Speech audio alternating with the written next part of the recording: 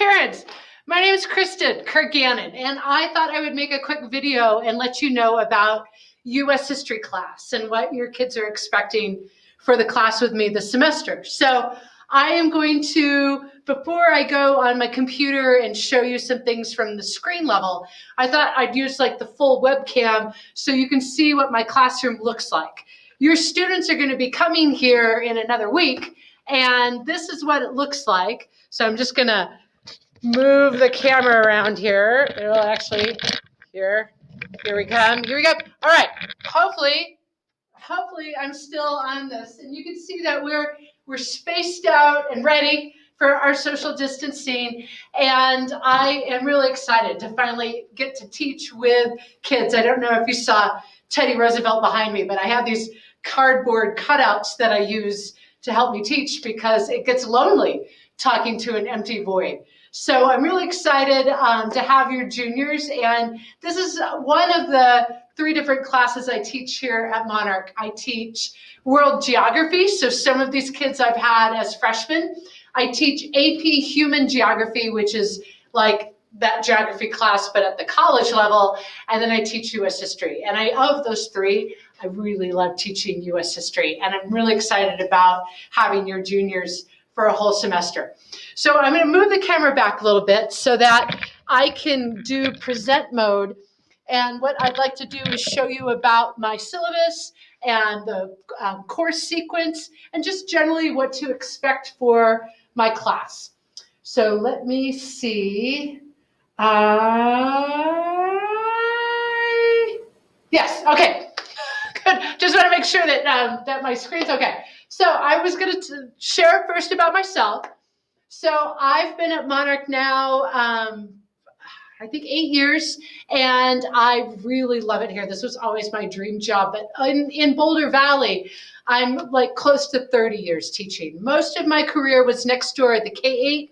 I've always taught social studies, and I used to teach language arts as well. But working here at Monarch, this is like the dream job because I always wanted to work here. I live in Louisville, so maybe I look familiar, maybe I don't. That's my family. Kind of hard to see right there in that photo. That's Hal and Meredith. Here's a better picture of them. They just graduated from Monarch. They loved it here. They really felt so prepared for college, and they went off to CU, and I went to CU. Go Buffs! I am originally from Washington State, and I came out here for a soccer scholarship that I ended up going to CU instead of CSU. Long story. That's my husband, Dave. He's a financial analyst, and since COVID, he's been working at home doing his job here. When I'm not teaching, I am up in Alma, up by Breckenridge, where I bought a cabin, and so it sits at like 10,000 feet. It's awesome to like have a place to get away.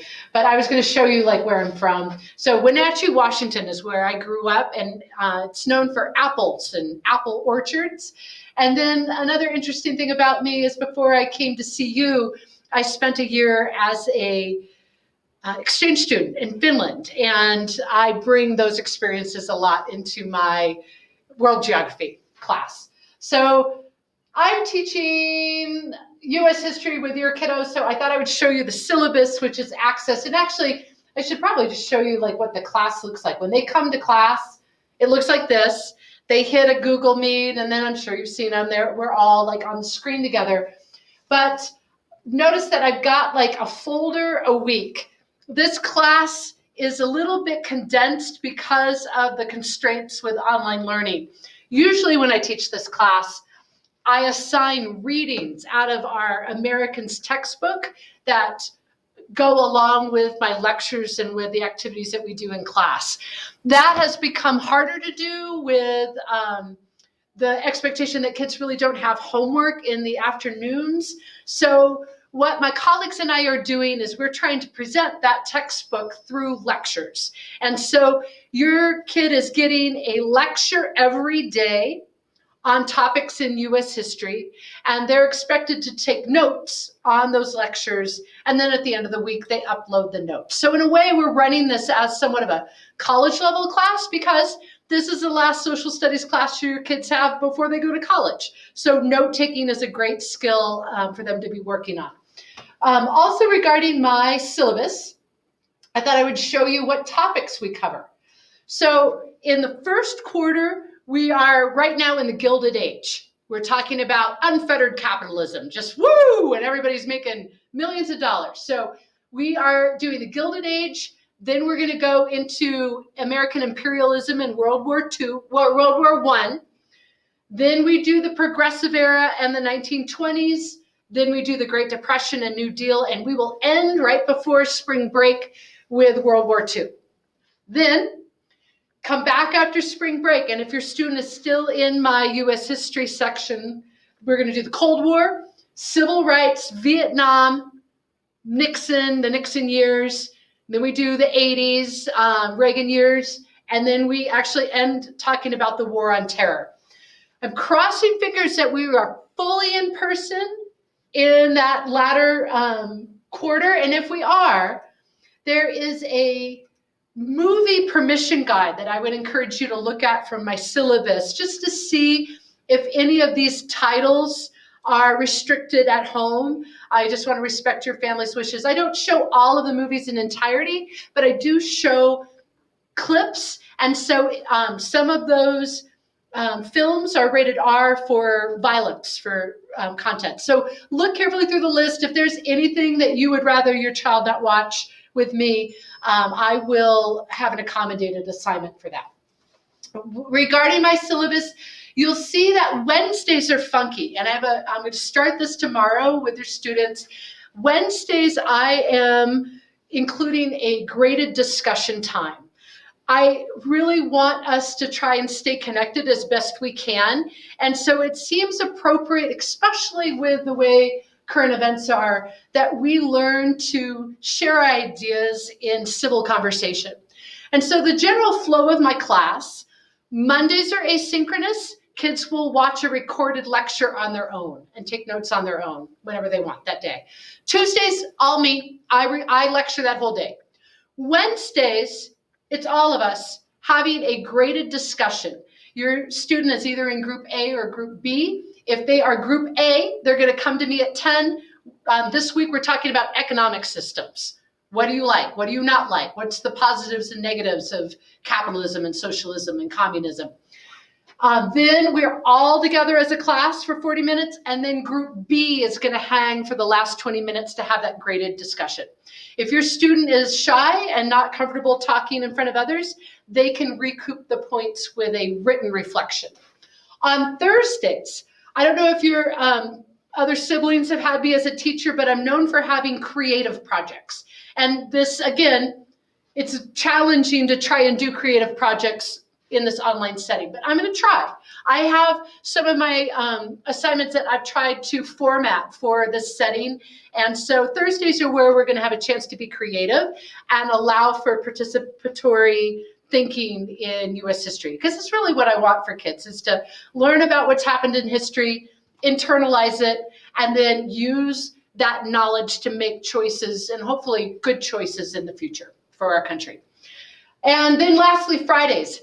Because this is the hardest year for kids in high school, I do require just a check-in on Fridays. They're going to come, check in, make sure that the links work, and then they're going to go off and do another asynchronous recorded lecture for the week. So no reading, a lot of lectures, a lot of note-taking, and then chances to participate as best we can in this online setting. All right, anything else? Oh, what if you really want to read? If you really want to read, I have online links to get more information about that particular era of history. We're almost to the age where the camera was invented, where we can watch movies together as well. And then what else? One more thing. On my website, I have the weekly agenda. So if COVID restrictions start to relax and your family takes a trip to go visit family, or whatever you're doing, and you're wondering what are we doing on certain days, you'll see I'm super organized. Like I actually, on my weekly agenda, I have planned out everything all the way to May. So it would be, easy just to check in and see like what are we going to be doing. Not all of them are linked yet, but like I do know like what we're doing. So I'm just going to look quickly at my list to make sure that I hit everything I wanted to talk about. And oh, one more thing.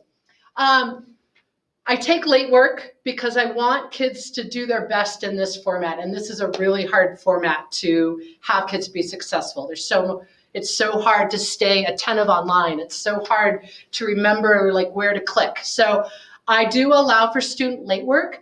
But one thing that I noticed from last semester that parents were not aware of is attendance. They weren't seeing the comments I was making on whether or not students were here or not.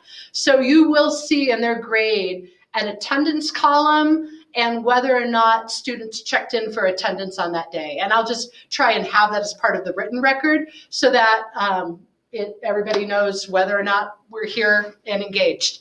And I think that's everything. I'm always here. I'm here till 4 every day. My access time is 3:10 to 4 o'clock. Probably the best way to get a hold of me is by email.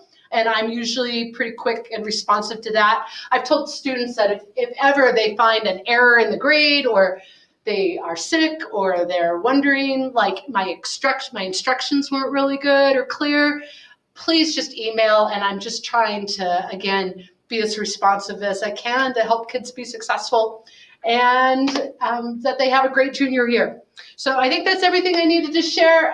Thanks for listening to my parent night video, and I'll look forward to meeting you in person one day. Okay, bye. Now I got it.